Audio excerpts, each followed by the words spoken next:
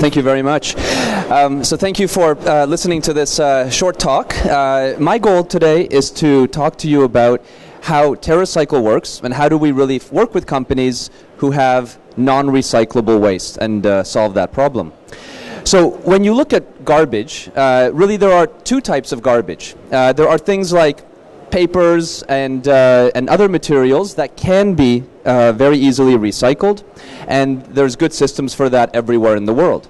But everything else, and if you think about the printing industry, it could be printing cartridges, it could be release paper from sticky paper, it could be coated paper, all ends up in the waste.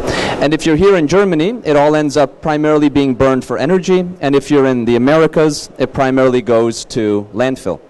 So what TerraCycle tries to do is try to take this type of material and make it behave like this type of material. We do that in 3 steps. First, you have to collect the garbage, then you have to do something and process the garbage, and then we find that by doing these 2 things, it creates a major opportunity for promotion and major sales for our brand partners. So the way the collection works is every product, of course, starts with materials, and then in the manufacturing system there is typically pre-consumer garbage, or garbage from the factory.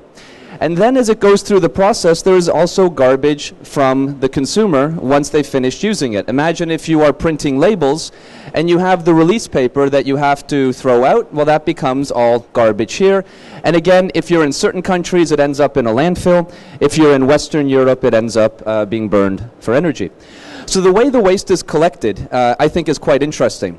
We today operate, TerraCycle does, in 22 countries around the world, including here in Germany, all of Western Europe, many countries in Latin America and in North America.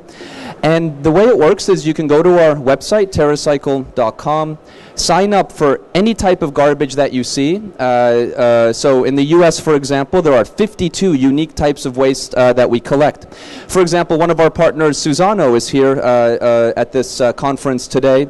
And in Brazil, we have a big partnership with them to collect the packaging for paper because it's based on plastic and it's not easily recycled. So you simply choose the program you wish. You then take any cardboard box that you have and you start filling it up with that specific type of garbage. Let's say you're a corporate office in Brazil, like IBM, and you buy paper from Suzano. You would slowly be filling up the box with the paper packaging. Once the box is full, you go back to our website and download a free shipping label. Now this could be in small shipment sizes or very, very large shipment sizes, and send it into us. Once we receive it, we credit your account. If it's a consumer-based program, we typically also give 2 cents, euro, or in Brazil, for example, 2 cents real, for every piece of garbage collected. And then you can take that money and give it to any school or charity in the country where you collected. So the idea is you have an environmental benefit by collecting, and then a social benefit by having the ability to give the money to somebody in the country. Now, this system works for any type of garbage you can imagine. 25% of our collections are business-to-business collections, which include everything from massive amounts of label release paper with companies like 3M, all the way to water desalinization filters with General Electric. 75% of our collections are consumer products. I mentioned the example with Suzano, but to give you another sort of more complex example, in Brazil, with Cadbury, in a few months, we begin the world's first national collection of used chewing gum, actual old chewing gum collected all across the country. And we can now injection mold chewing gum at 30% into any plastic product you can imagine. It still has a little minty smell depending on the type of gum. In the US, we've been working with Huggies, the diaper company, for 3 years to collect diaper packaging.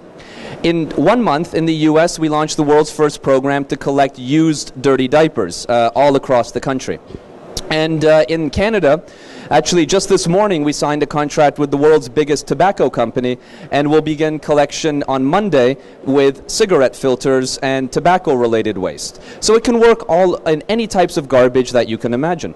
To give you a sense of the global footprint, every red dot is a place where we now have national collections, and today about 30 million people around the world are actively collecting waste in this platform. This is just a small example of the partners that we work with, maybe about a third of our partners, and you'll notice that they're all major multinational companies that want to solve specific types of waste. So they do this because we make waste that is not recyclable immediately nationally recyclable, which is quite a profound change in the system. So many times then people ask, how big can these programs get? And I want to show you an example. Here, this is with a brand that we're actually launching a program with here in Germany next week called Capri Sun. Capri Sun is an aluminumized pouch. It's a kid's drink. And we work with them now in 5 countries, including the US, and next week they launch the partnership here in Germany. What's interesting is in the first year of the program in the US, we collected a very small number, about 22,000 pouches. That was the amount right here. You can hardly see it on the graph. Today we collect 500,000 juice pouches a day in the US, which is 3% of all American juice pouches. In Sweden, we collect 6% of all Swedish coffee capsules. In the US, 2% of all American potato chip bags, and so on and so forth. So the systems have the ability to become quite large. The next question is, well, what do you do with all the garbage that you collect?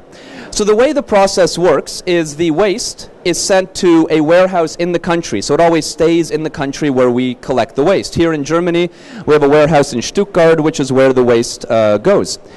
And then we have a team of scientists that looks at how do you manipulate the waste to make it into something new. So one example I put up here is with flexible packaging, like what we collect with Suzano in Brazil. We've developed 5 ways to manipulate flexible packaging. One manipulation is we can squeeze the flexible packaging together into a logoed fabric, which is really fun for promotions and premiums. And as an example, if you go by the Suzano booth, you will see that they're giving away little pencil cases that are made from compressed Suzano packaging as an example. Another is we can shred and compress flexible packaging together without adding any additives at all and make a board like what this table is made from. The third, we can injection mold flexible packaging into a plastic product. We can also pulverize it, make it into plastic wood, and we can even make it into a non-woven fiber. Now, many people ask me, how do we do dirty diapers? So I put this one here. Dirty diapers are collected.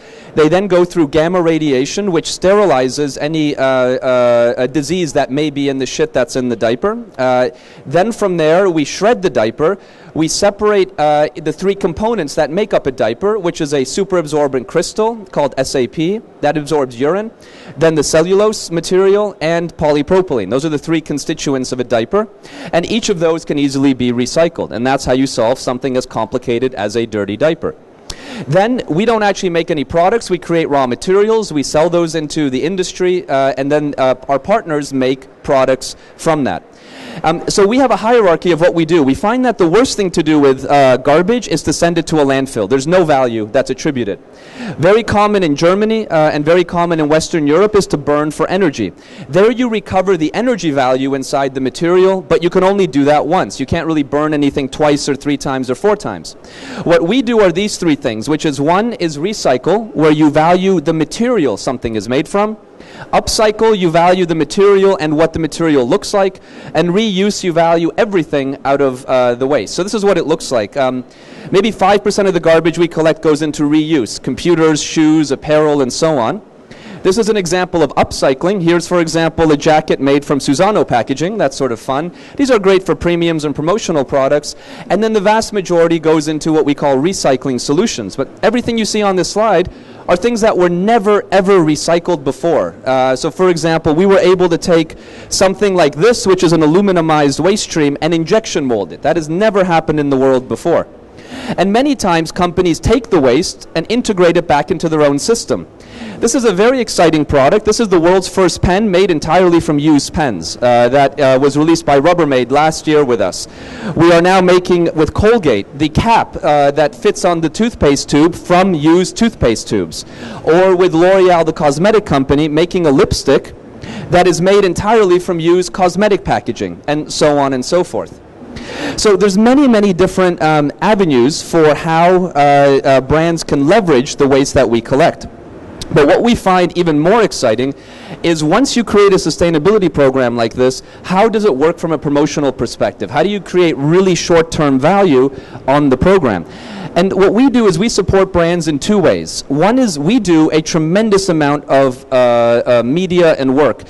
One example is because you're able to render your waste recyclable, we're able to generate a huge amount of publicity. Just as an interesting coincidence, if you pick up the German newspaper today called Die Zeit, you'll see a full-page story about TerraCycle in it today. Or if you turn on your TV station tomorrow, there's a documentary about TerraCycle on RTL here in Germany. And so we're able to, through this unique platform, generate loads and loads of media. We also do a lot of blogging, all the way to Facebook games. Like you can play the TerraCycle Facebook game, which is called Trash Tycoons. You go into a city, it's covered in garbage. As you clean up the city, you get points, and then you can build recycling centers with those points. If you like, you can watch us on our TV show, which is called Garbage Moguls. It airs on the National Geographic Channel, where each episode of this show follows us as we solve a type of garbage. So we found a lot of really unique ways to leverage in the media. What's also very interesting is how our brand partners have chosen to leverage the program and create very short-term or immediate benefits. One is that through the platform, you can actually say that your garbage is recyclable. For example, this is on all Colgate packaging in the US, and you can notice that they use the word recyclable. This message today of packaging being recyclable through TerraCycle, is on 40 billion packages per year. It's very famous brands from Suzano to M&M to Oreo. You can see it on their packaging. Explains that now there is a solution. Then many companies integrate this into their advertising, whether it's Johnson's & Johnson's or whether it's Tang. They start leveraging it in their commercials. This is a commercial in Brazil that talks about how Tang is now solving the planet by collecting pouches. These guys, in 2010, were doing $500 million US in sales. In 2009, $500 million. In 2010, when they moved all their marketing to this platform, the entire category of beverages in Brazil declined 2%, yet Tang went up $200 million in sales to $700 million. So it shows that there's really large benefits of the program. It can even be leveraged at retail, whether it's as simple as discussing that your packaging or your content is recyclable on the packaging, or even allowing people, like here with PepsiCo, to collect the chip bag in the actual retail display. In addition to that, many brands do what we call co-displays. This was a $120 million program at Walmart in 2010, where here's bags made from M&M packaging, then there's M&Ms, then here's products made from Capri Sun, and it went all the way down like that.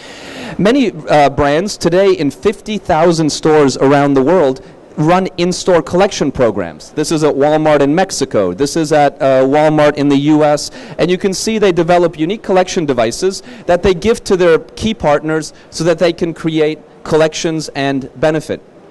So simply, the whole point of the TerraCycle business and what we try to do with companies like Suzano is through collecting your waste, then processing it into a new solution, and we have found that there are no exceptions. Every type of garbage we have ever been challenged by, we have figured out how to process, and then it creates a massive promotional program that allows you to solve your waste and make money at the very, very same time. And that's how TerraCycle has tried, if you will, to make a little dent in eliminating the concept of garbage.